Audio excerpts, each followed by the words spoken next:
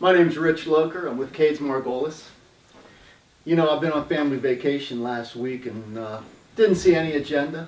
So when I found out, looking at the board, that I was about to speak for 5 minutes, your mind starts racing about trying to pick a topic and how to relate things.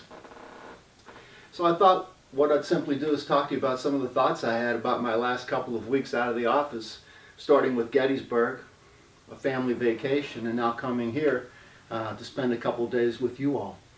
I think it's kind of amazing what you can learn when you are away from your business about business. So, Gettysburg, what's it all about? Right? Jamie was there for maybe her first time. Some of us have been there. Bruce, how many years?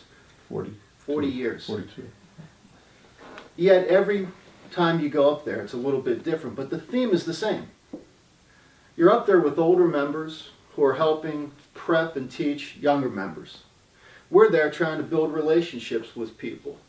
And so as you go through these things, you sit and think about the time you spend with people, and not just talking about business, but more so talking about their lives and what's going on. A lot of the time you spend listening to people, right? Not just talking about yourself and trying to share a bunch of information and talk at people. A lot of it's trying to take that feedback and make them feel a little bit closer to you so that they'll be willing to share with you, and vice versa. I left Gettysburg kind of hurriedly. I'm on my way to Bethany Beach, got a family vacation.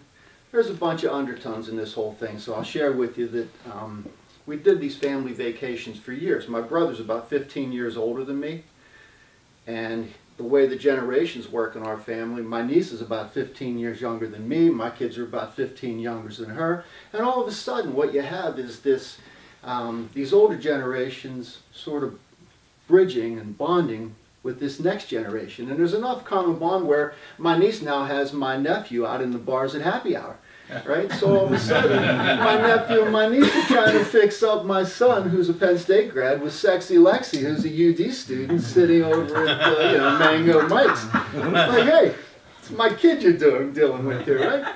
So you're walking through these things, but the reason we chose to do it after a couple years hiatus is that my brother's suffering from a disease that basically is irreversible. So he's on a lung transplant list. And we don't know if he'll get a lung transplant or not, but my niece and my nephew said, hey, you know, if this is the last summer we get a chance to do this stuff before the baton gets handed off to me as the senior member of the family, let's go down and spend some time together. So you go, and you know, there's not a whole lot my brother can do. He's pretty much housebound and not very active. Same guy that used to want to go out and, 5 years ago boogie board, and he's 73, 74 years old, but 68, 69 years old. He was riding a boogie board, we're playing golf, fishing, doing all kinds of stuff. The baton changes, right? So I come over here and I feel kind of stressed now. I've been out of the office for 2.5 weeks. And you're sitting there thinking to yourself, great, I'm going to do a presentation class, and I've been doing this for, 35 years maybe? It's kind of hard to digest. I got an assistant back there that's helped me run the office, thank God, because phone calls are coming in, emails are flying around, right? There's a lot of things you're asking people to do to support you. And I can't tell you that this is how I would have chosen to spend the last 2 days at the hiatus, at the end of a 2.5 week hiatus. It felt kind of stressful. So what's the takeaway? What is the lesson as I'm driving up here, right? And I can even use Penn State as an example through this whole thing. The value of what we do is trying to present some kind of community to people. We're teaching them in some instances about how to manage their lives, manage their money, accomplish goals financially. I think to a great extent, we end up listening a lot, more importantly. And we sit and try to become involved with their lives. We become a sounding board to some extent. If they don't feel like you have a vested interest in their life and we're not part of their life, I think we miss something. I think we miss an opportunity to build a bond with those folks. And I think that whether it's family or community, Penn State, right, go through all the travails. I'm driving up here today thinking about all the bad press of Penn State, yet we've sort of come out of this thing as a Penn State grad. It makes me proud the way we've rebounded, because I think when Bill O'Brien got here, he took those kids aside and said, hey, you're going to be a family over here, a unit. Don't worry about what goes outside. Franklin done the same thing. He's trying to sell family to people.